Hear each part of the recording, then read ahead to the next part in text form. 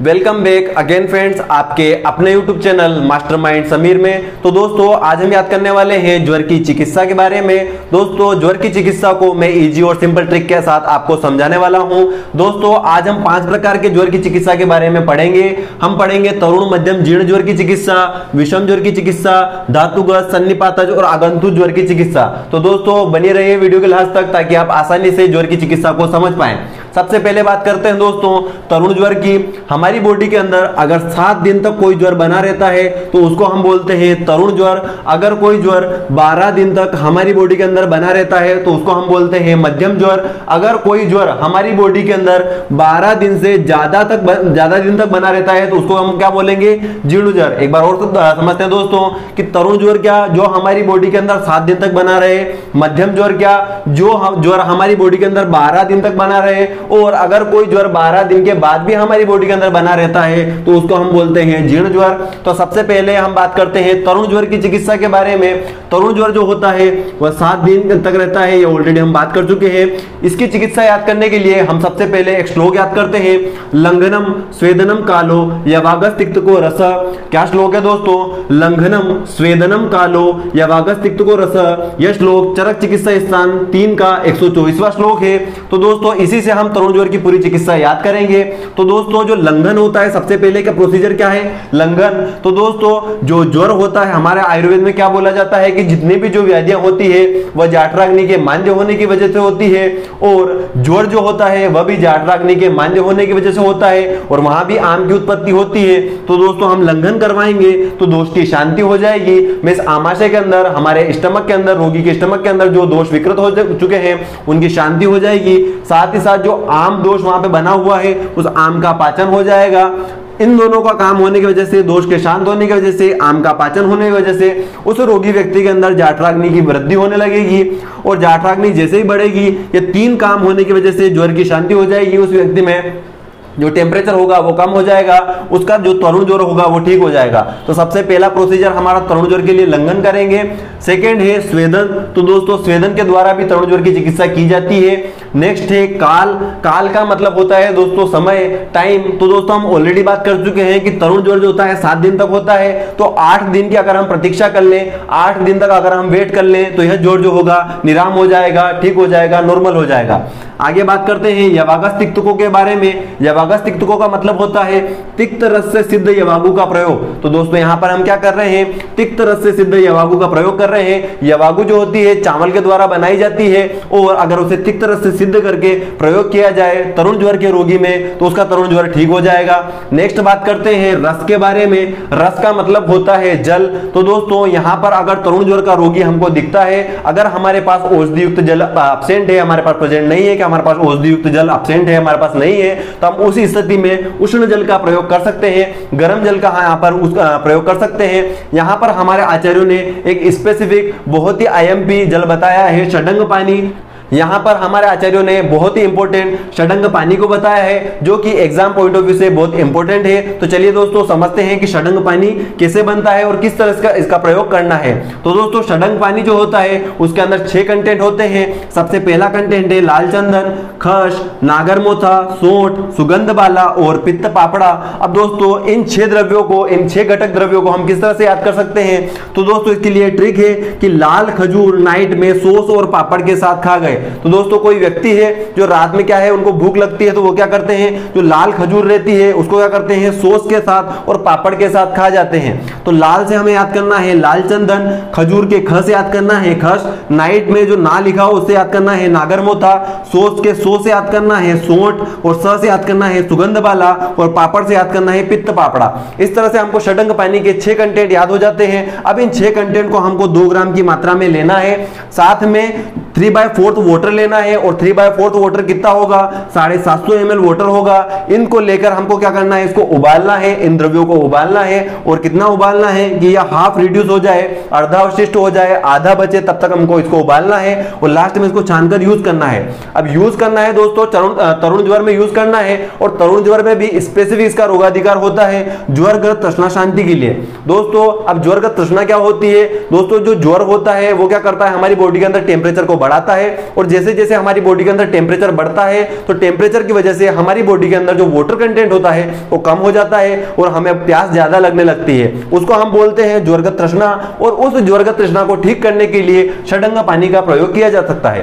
दोस्तों यहां पर ये हमने याद कर लिया तरुण ज्वर की चिकित्सा।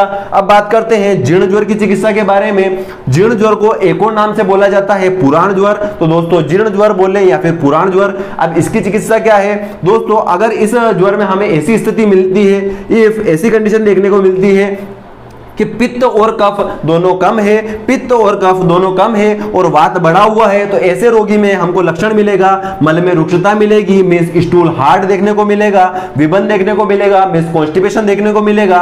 और ये क्यों हो रहा है दोस्तों, क्योंकि वात जो होता है उसका गुण होता है रुक्ष गुण होता है, और रुक्षता के कारण ही यहाँ पर मल में रुक्षता आ रही है, स्टूल हार्ड हो रहा है, कॉन्स्टिपेशन देखने को मिल रहा है। अब दोस्तों ऐसे में हम ट्रीटमेंट क्या करेंगे, तो दोस्तों हम यहाँ पर करेंगे स्निग्ध द्रव्यों की अनुवासन बस्ती देंगे। अब यहाँ पर स्निग्ध द्रव्यों की अनुवासन बस्ती ही क्यों दे रहे हैं, क्योंकि यहां पर वात बढ़ रहा है, उसकी वजह से रुक्ष गुण बढ़ रहा है, हमें इस रुक्ष गुण को कम करना है, तो इसके अपोजिट गुण जो स्निग्ध गुण होगा उसका प्रयोग करेंगे। तो इसलिए यहां पर हम स्निग्ध द्रव्यों का प्रयोग कर रहे हैं। और बस्ती इसलिए दे रहे हैं क्योंकि वात की जो श्रेष्ठ चिकित्सा होती है वो बस्ती होती है, इसलिए हम यहां पर बस्ती का प्रोसीजर करेंगे। तो इस तरह से स्निग्ध द्रव्यों की अनुवासन बस्ती देने से जीर्ण ज्वर पुराण ज्वर की चिकित्सा हो जाएगी।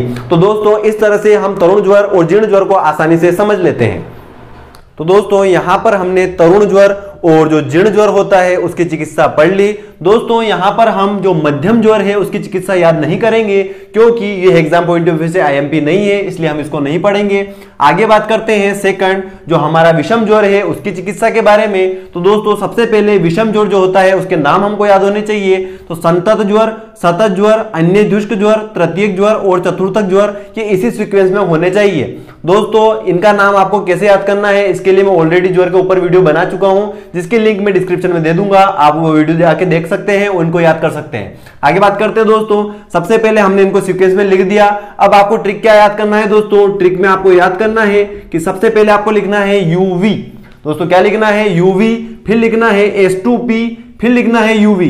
तो दोस्तों अब इसका मतलब समझा देता हूं। यूवी से आपको याद रखना है, यू से याद करना है उपवास और वी से याद करना है वमन। तो संतत ज्वर में हम क्या करेंगे, उपवास और वमन करवाएंगे।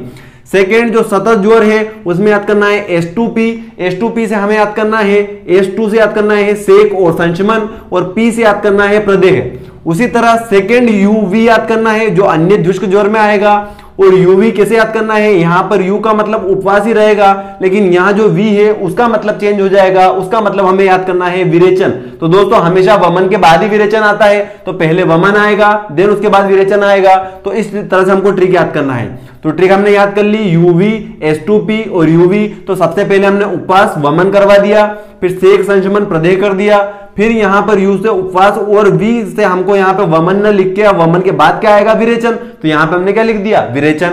आगे बात करें तो दोस्तों यहां भी उपवास दिख रहा है, यहां भी उपवास दिख रहा है, तो उपवास को कोमल लिख दिया और लास्ट में हमने बस्ती चिकित्सा कर दी। तो दोस्तों इस तरह से आपको विषम ज्वर की चिकित्सा याद करना है। तो क्या किया दोस्तों, एक बार और समझा देता हूं। यूवी, H2P और यूवी लिख के आपको उनके नाम लिख देना है। उपवास दो बार कॉमन है तो आपको उपवास एक बार लिख देना है, और लास्ट में आपको बस्ती यूज करना है। और बस्ती निरु और उन्वसन दो टाइप की होती है जो हम अच्छी तरह से जानते हैं। आगे बात करते हैं विषम ज्वर में। ये तो हमने प्रोसीजर की बात कर ली, इसमें कुछ कषाय योग भी याद करने को होते हैं। संतत ज्वर, सतत ज्वर, अन्य द्विष्क ज्वर और तृतीयक और चतुर्थक ज्वर आपको इसी तरह सीक्वेंस से वापस लिखना है।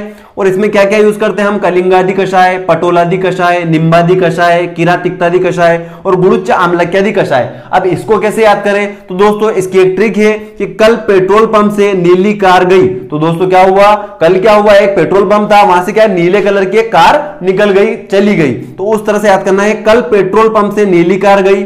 कल से हमको याद रखना है, कल के क से याद करना है कलिंगादि कषाय, पेट्रोल पंप से याद करना है पटोलादि कषाय, यहां पर नीली के नी से याद करना है निम्बादि कषाय, कार के का से याद करना है किरातिक्तादि कषाय, और गई के ग से याद करना है गुरुच्च आम्लक्यादि कषाय। तो इस तरह से हमको जो विषम ज्वर है उसका ट्रीटमेंट आसानी से याद हो जाता है। आगे बात करते हैं तीसरा जो धातुगत ज्वर होता है उसके ट्रीटमेंट की। तो दोस्तों जो हमने विषम ज्वर का ट्रीटमेंट पढ़ा था और जो ट्रिक यूज की थी वो धातुगत ज्वर में भी यूज होगी। बस आपको यहां पर धातु को लिखने का तरीका समझना है। आपको सबसे पहले रस लिखना है, फिर रक्त लिखना है। अब जो सीक्वेंस आगे बढ़ती है धातुओं की, रस, रक्त, मांस, मेद, अस्थि, मज्जा, शुक्र, तो सबसे पहले रस रक्त लिख दिया, फिर मांस और मेद को अलग अलग नहीं लिख के साथ में लिख देना है, फिर अस्थि और मज्जा को अलग अलग नहीं लिख के साथ में लिख देना है। तो ये सीक्वेंस आपको 4 फॉर्म में 6 धातुएं आपको बताना है। यहां पर शुक्र धातु का ट्रीटमेंट हमने नहीं लिखा है। अब दोस्तों यहां पर रस के अंदर आपको क्या लिखना है, वापस जो यूवी हमने लिखा था उसी तरह यूवी लिख देना है। फिर रक्त में आपको जैसे यहां पे H2P लिखा था उसी तरह H2P यहां लिख देना है। फिर यूवी थर्ड में लिखा था, यहां पे यूवी लिख देना है। अब दोस्तों धातुएं जो होती है साथ रहती है, कभी भी जैसे रस है तो वो डबल नहीं आता है, रक्त है तो डबल नहीं आता है। तो हमें यहाँ पे इस तरह से याद कर लेना है, कोई भी धातु डबल नहीं आती है, मीन कॉमन नहीं देखने को मिलती है। तो जिस तरह से हमने यहाँ उपवास कॉमन में लिखा था तो वो कॉमन जो उपवास था वो यहाँ पे देखने को नहीं मिलता। हमको ऐसे याद रख लेना है कि धातु कॉमन डबल नहीं देखने को मिलती, कॉमन देखने को नहीं मिलती, तो उपवास यहाँ पे नहीं आएगा। डायरेक्ट हम क्या लिख देंगे, बस्ती। तो हमको इस तरह से वापस यहाँ पे क्या हो जाएगा, उपवास और वमन, सेक, संशमन और प्रदेह, फिर उपवास और विरेचन और लास्ट में बस्ती। इस तरह से हमको धातुगत ज्वर की चिकित्सा भी याद हो जाती है। तो दोस्तों आगे बात करते हैं सन्निपात ज्वर की चिकित्सा के बारे में। तो सन्निपात ज्वर के अंदर आचार्यों ने बताया है कि हमें वर्धन चिकित्सा करनी चाहिए, शपण चिकित्सा करनी चाहिए और आमाशयगत जो कफ होता है उसकी चिकित्सा करनी चाहिए। वर्धन का मतलब जो दोष हमारी बॉडी के अंदर सामान्य स्थिति से कम हो चुके हैं, घट गए हैं और सन्निपात ज्वर को उत्पन्न कर रहे हैं, तो उन दोषों को उनकी नॉर्मल स्थिति तक लाने तक वृद्धि करना क्या कहलाता है, वर्धन चिकित्सा कहलाता है। और दोस्तों जो दोष हमारी बॉडी के अंदर उनकी सामान्य स्थिति से बहुत ज्यादा बढ़ चुके हैं, तो उनको उनकी नॉर्मल स्थिति पर लाना, उन दोषों को कम करना शपण चिकित्सा कहलाती है। तो दोस्तों जो दोष बहुत घट गए हैं उनको बढ़ाना और जो दोष बहुत ज्यादा बढ़ गए हैं उनको घटाना शपण चिकित्सा और वर्धन चिकित्सा कहलाती है। और जो आमाशयगत कफ होता है जो आम को उत्पन्न करके ज्वर को उत्पन्न कर रहा है, तो उसकी भी हम यहां पर चिकित्सा करते हैं। तो दोस्तों आगे बात करते हैं आगंतुक ज्वर की चिकित्सा के बारे में। तो दोस्तों जो आगंतुक ज्वर होते हैं वे 4 टाइप के होते हैं, अभिचार ज्वर, अभिशाप ज्वर, अभिसंग ज्वर और अभिघात ज्वर। तो दोस्तों जो अभिचार ज्वर होता है वह हमारे आचरण में विकृति होने की वजह से होता है, और अभिशापत जो ज्वर होता है अगर किसी ऋषि मुनि को व्यक्ति के द्वारा परेशान किया जाता है और वह ऋषि मुनि उसको शाप दे देता है तो उसके थ्रू जो ज्वर आता है उसको अभिशापत ज्वर कहते हैं। तो इन दोनों ज्वर के लिए देव व्यापराशी चिकित्सा की जाती है। तो अभिचार और अभिशाप ज्वर के लिए देव व्यापराशी चिकित्सा की जाती है। नेक्स्ट है अभिसंग ज्वर। तो दोस्तों किसी भी संपर्क में आने की वजह से, कांटेक्ट में आने की वजह से अगर कोई ज्वर होता है तो उसे अभिसंगत ज्वर कहते हैं और इसके लिए ट्रीटमेंट कुछ भी नहीं है, कुछ समय पश्चात यह स्वयं ठीक हो जाता है। नेक्स्ट बात करते हैं अभिघात ज्वर। तो दोस्तों बाहरी आघात के द्वारा जो ज्वर होता है उसे अभिघात ज्वर कहते हैं। इसके लिए घृत का प्रयोग किया जाता है और रोगी के मन के अनुकूल जो मांस रस होता है उसका प्रयोग किया जाता है। तो दोस्तों जो अभिघात ज्वर है उसमें क्या करेंगे, जहां पर आघात लगा है उस जगह पर हम घृत का प्रयोग करेंगे, साथ ही जो रोगी है उसके मन के अनुकूल उसको मांस रस का सेवन कराएंगे। तो इस तरह से हमारे अभिघात ज्वर का ट्रीटमेंट भी हो जाएगा। तो दोस्तों इस तरह से हमने 5 प्रकार के ज्वर की चिकित्सा इजीली आसानी से समझ ली। तो दोस्तों आपको यह वीडियो कैसा लगा नीचे कमेंट बॉक्स में जरूर बताएं, और जिसने भी अभी तक मास्टरमाइंड समीर को सब्सक्राइब नहीं किया है तो प्लीज सब्सक्राइब कर ले, बेल आइकन को प्रेस कर दें ताकि आने वाली वीडियो की अपडेट आपको मिलती रहे। Thank you.